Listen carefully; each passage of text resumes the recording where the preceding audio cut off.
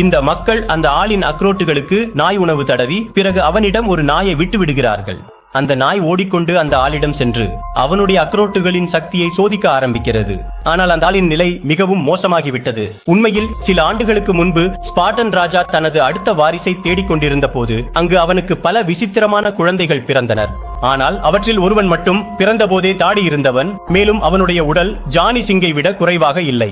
Spartan ராஜா அந்த குழந்தையை மிகவும் மகிழ்ச்சியுடன் ஏற்றுக்கொள்கிறான் மற்றும் அவனுக்கு லியோனிடாஸ் என்று பெயர் வைக்கிறான். சில ஆண்டுகளுக்கு பிறகு அவனது பயிற்சி துவங்குகிறது. அவனது பாட்டி அவனை போராட கற்றுக் கொடுக்கிறாள். ஆனால் அந்த மூதாட்டி இப்போது தன் வயதை மறந்துவிட்டாள் போல, ஏனெனில் லியோனிடாஸ் ஒரு முட்டில் அவளது தாடையை அசைத்தான். பல ஆண்டுகள் லியோனிடாஸின் பயிற்சி தொடர்ந்தது. அவனை எல்லா வழிகளிலும் வலுவானவனாக மாற்ற முயற்சிக்கப்பட்டது. அவனது முட்டைகளில் சவுக்கடி அடிக்கப்படுவதைப் போல இவன் நாயிடம் கடிக்கவும் செய்யப்பட்டது. இப்போது லியோனிடாஸ் தனது கடைசி பயிற்சியை முடிக்க வேண்டும். அதற்காக அவனை பனிக்கட்டிய மலைகளில் தனியாக விட்டனர். அங்கே அவனுக்கு 200 வருட பழைய பர்கர் கிடைக்கிறது. ஆனால் அதன் சுவை விசித்திரமாக இருந்தது. அப்போது தொடர்ச்சிக்கு வீடியோவை லைக் செய்து கமெண்ட் செய்யவும்.